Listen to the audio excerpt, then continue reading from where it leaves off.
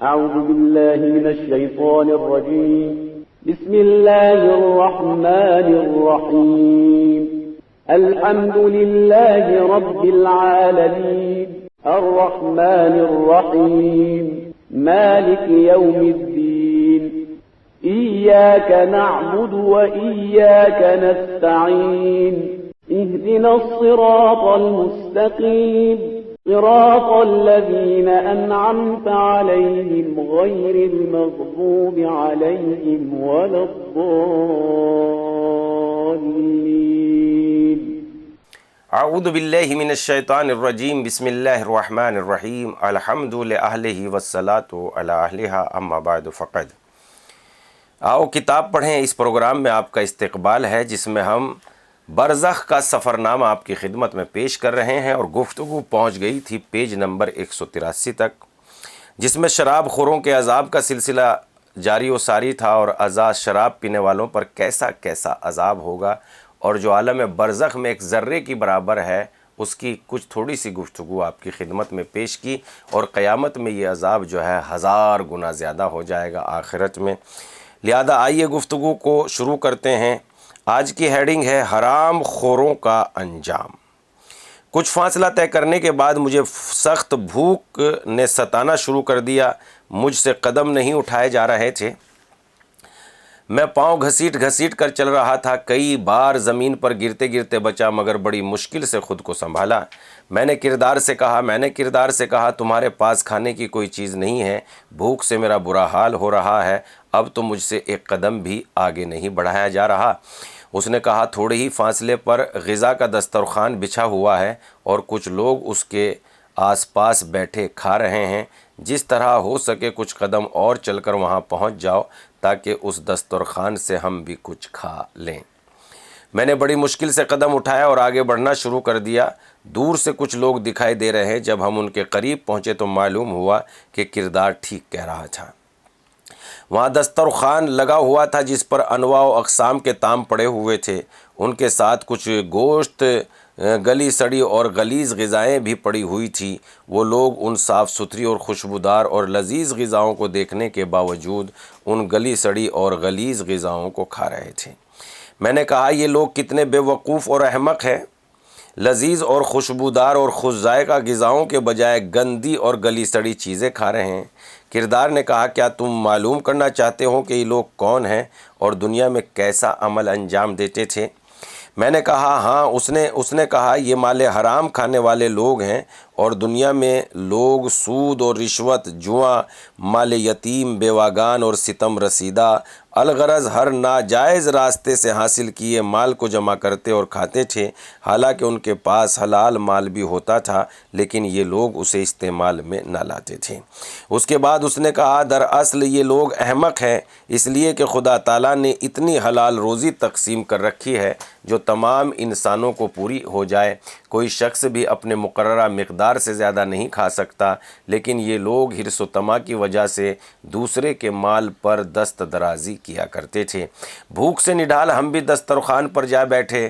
میں لذیذ اور خوش ذائقہ غذا کھانا چاہتا تھا لیکن بہت زیادہ حرص و طمع کی وجہ سے بے اختیار میرا ہاتھ غلیظ اور غذا کی جانب بڑھ گیا اور میں بھی دوسروں کی طرح وہی گندی چیز کھانے میں لگ گیا. یہاں تک کہ کردار نے روانگی کا اعلان کر دیا.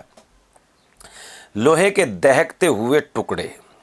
کچھ فاصلے پر مجھے کچھ سپاہی نظر آئے جنہوں نے ایک شخص کے ہاتھ پاؤں کو پکڑا ہوا تھا اور اسے زبردستی آگ سے دہکتا لوہا کا ٹکڑا دکھا رہے تھے. وہ شخص اپنے پیٹ میں اس ٹکڑے کی حرارت و تپش کی وجہ سے چیخ و پکار کر رہا تھا. میں نے کردار سے کہا کیا تم بتا سکتے ہو کہ اس بیچارے نے دنیا میں کیا گناہ انجام دیا تھا؟ اس کا یہ عذاب کب تک جاری رہے گا؟ اس نے کہا جو لوگ ناحق دوسروں کے مال پر قبضہ کرتے ہیں خود اس کے مالک بن بیٹھے ہیں اور وہ خدا کے ان سپاہیوں کے ہاتھ ہیں اس عذاب کا شکار ہوں گے. یہ سپاہی انہیں زبردستی دہکتے ہوئے لوہے کے ٹکڑے کھلانے کے لیے مقرر کیے گئے ہیں اور یہ سلسلہ روز قیامت تک جاری رہے گا. اس جگہ کو حقوق العباد کی گھاٹی یا چیک پوسٹ کہا جاتا ہے. جس شخص نے کسی کا اگر معمولی سا معمولی بھی حق کھایا ہوگا اسے یہاں پر روک لیا جائے گا تاکہ اس کا حق اس سے وصول کر کے اس کے اصلی حقدار تک پہنچا دیا جائے. کردار نے اپنی بات جاری رکھتے ہوئے کہا، کیا ان لوگوں نے حضرت صلی اللہ علیہ وسلم کا یہ فرمان نہ سنا تھا کہ جس شخص نے حرام کا ایک لقمہ کھایا 40 دن تک اس کی نماز قبول نہ ہوگی اور 40 شب و روز تک اس کی دعا قبول نہ ہوگی۔ اس حرام سے نشو نما پانے والے گوشت پوشت کے لیے صرف آگ ہی سب سے زیادہ مناسب چیز ہے، کیونکہ ایک لقمہ بھی گوشت کی نشو نما میں مؤثر کردار ادا کرتا ہے۔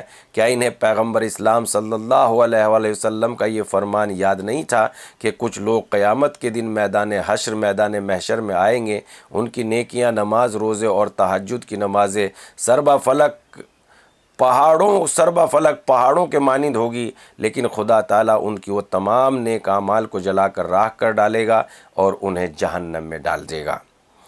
اس کے بعد آپ صلی اللہ علیہ وآلہ وسلم نے فرمایا، اگر تم ان لوگوں کے بارے میں جاننا چاہتے ہو تو پھر سنو، یہ وہ لوگ ہیں جو دنیا میں مال حرام سے پرہیز نہیں کرتے تھے، اگر مال حرام ان کے ہاتھ لگ جاتا تھا تو یہ فوراً اسے ہڑپ جاتے تھے۔ یہ لوگ سمجھتے تھے کہ جو بھی کریں کوئی ان کے اس بہیمانہ عمل کا حساب و کتاب لینے والا نہیں ہے۔ یہ اسی باطل خیال کے تحت مال حرام کے حصول کا کوئی موقع ہاتھ سے نہ جانے دیتے۔ اگر کبھی ان کا اپنا ضمیر انہیں جھنجھوڑتا تو یہ اس کے جواب میں کہتے، ابھی بڑی عمر باقی ہے، جب خوب امیر ہو جائیں گے تو اس کی تلافی میں کچھ کارہا خیر انجام دیں گے۔ مگر جب یہ لوگ مالدار بن گئے تو ان میں مال دنیا کو اکٹھا کرنے کا طمع اور لالچ اور زیادہ ہو گیا۔ پھر اس سے پہلے کہ یہ لوگ اپنے کیے برے اعمال اور حرام خواری کی کوئی تلافی کرتے، موت نے ان کا کہ گلا دبا کر ان کی زندگی کا چراغ گل کر دیا، اور یہ لوگ اپنے پورے مال و متاع اور ناجائز دولت کو اپنے لواحقین کے سپرد کر کے خالی ہاتھ اس دنیا سے رخصت ہو گئے۔ یہ لوگ اپنے نبی محمد مصطفیٰ صلی اللہ علیہ وآلہ وسلم کے اس فرمان سے قطعی غافل تھے، جس میں آپ صلی اللہ علیہ وسلم نے فرمایا، جو شخص بھی اپنی زبان اور شرمگاہوں کو گناہوں سے محفوظ رکھے اس کی آرام گاہ جنت الفردوس ہے۔ انہیں کیا معلوم تھا کہ حضرت امام جعفر صادق علیہ السلام کا یہ فرمان ہے، جو شخص اپنی دعاؤں کی قبولیت کی لذت سے بہرہ مند ہونا چاہتا ہے، اسے چاہیے کہ اپنے رزق و روزی کو پاک اور حلال کرے۔ اس بارے میں آپ نے یہ بھی فرمایا کہ حرام کے ایک لقمے سے پرہیز کرنے کا ثواب مستحب نمازوں کی 1000 رکعتوں سے زیادہ ہے۔ اس گفتگو کے بعد چند سپاہی میری جانب بڑھے، انہوں نے میرے پاؤں سے پکڑ کر مجھے زمین پر گرا دیا اور میرا منہ کھول کر یکے بعد دیگر اس میں آگ کے ٹکڑے ڈالنا شروع کر دیے۔ میرا اندر جلنے لگا۔ میں نے بہت چیخ و پکار کی، لیکن کوئی میری مدد کو نہ آ سکا۔ کسی نے میری مدد کو نہ آیا۔ کچھ عرصے کے بعد انہوں نے مجھے آزاد کر دیا اور کہا، یہ عذاب آخرت کی ایک جھلک ہے۔ کردار آگے بڑھا اور میرا ہاتھ تھام کر مجھے زمین سے اٹھایا۔ میں اپنے اندر لگی آگ کی تکلیف سے تڑپ رہا تھا، پھر رفتہ رفتہ میں ٹھیک ہو گیا۔ پیج نمبر 183 سے گفتگو شروع ہو کر پیج نمبر 187 تک پہنچ گئی ہے۔ انشاءاللہ پھر ہم آپ کی خدمت میں حاضر ہوں گے اور مال یتیم کھانے والوں کا انجام بیان کریں گے۔ لہذا اس سلسلے میں اس پروگرام کو آگے فارورڈ کرتے رہیے تاکہ پتہ چلے کہ آخرت میں ہمارے ساتھ ہونے والے اعمال اور انجام دیے جانے والے گناہوں کی کیا سزا ہے۔ والسلام علیکم ورحمۃ اللہ وبرکاتہ۔